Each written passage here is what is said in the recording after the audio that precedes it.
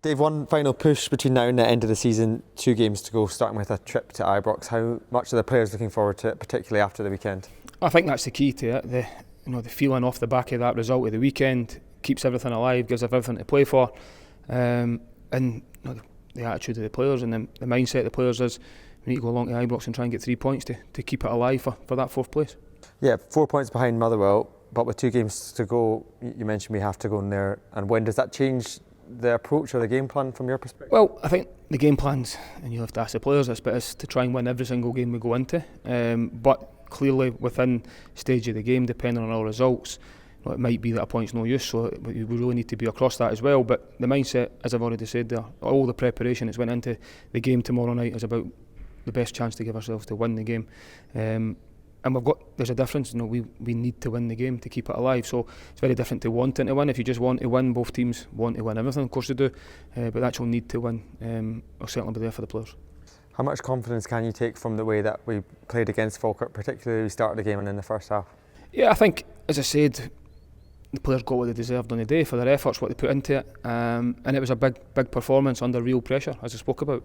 And even then, when you look at the game ahead before, at Ibrox, we're 5 points ahead of Falkirk now. There's 2 games to go. Now, if they were to win both games and we didn't pick up any points, so that's not done either. So I think it is very much making sure that exactly what I said before the game and after the game, we control our level of performance, control what we're doing. Yes, we're relying on our results to go our way to catch Motherwell, but firstly we need to do our job. In terms of Rangers then, what do you expect from them? Because obviously they started the split with 3 defeats. How difficult a task do you think it could be? Yeah, it's a difficult one because a lot have been said about the fact that Rangers now can't go anywhere, that's them finishing 3rd. But up until 2 games to go, they were well in a title race, which shows you the level of performance that they've had this season. Still a difficult place to go.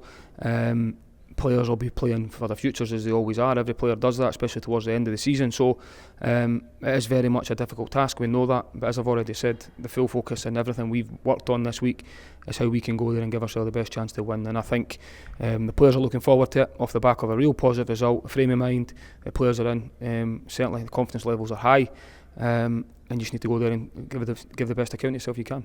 Just finally then, how are we looking in terms of team news? What's the latest on both Josh and Rocky? Yeah, so both have trained. I know I spoke sort of post-match about Josh Mulligan and not taking the chance on a surface. He's never done any rehab on that surface, and we didn't know how that would react. And the fact he hasn't played any minutes at all and been out for a long time, we didn't feel it was a risk that we could take. As a result of that, he's had more training over the weekend. He's fully fit and available if selected and falls into contention for the squad tomorrow night with being on a grass surface. And what that does is it gives everybody a lift as well. I've seen that in the last sort of 10 days. We've got competition for places as always, and he certainly adds that freshness as well. And then Rocky, you said he had a bit of a minor hamstring issue. How's he look? Yeah, so he had a minor hamstring issue. That was another one that had the Falkirk game being the last game of the season, maybe would have looked a little bit different. The fact that Granty was returning for suspension and Gara's back available, it was a risk we didn't really have to take at that stage. And as a result of that, the extra couple of days has done him the world of good. He's trained the last couple of days, feeling good, so he falls into contention for the squad as well. Nice one, Dave. Appreciate your time. Thank you. Cheers.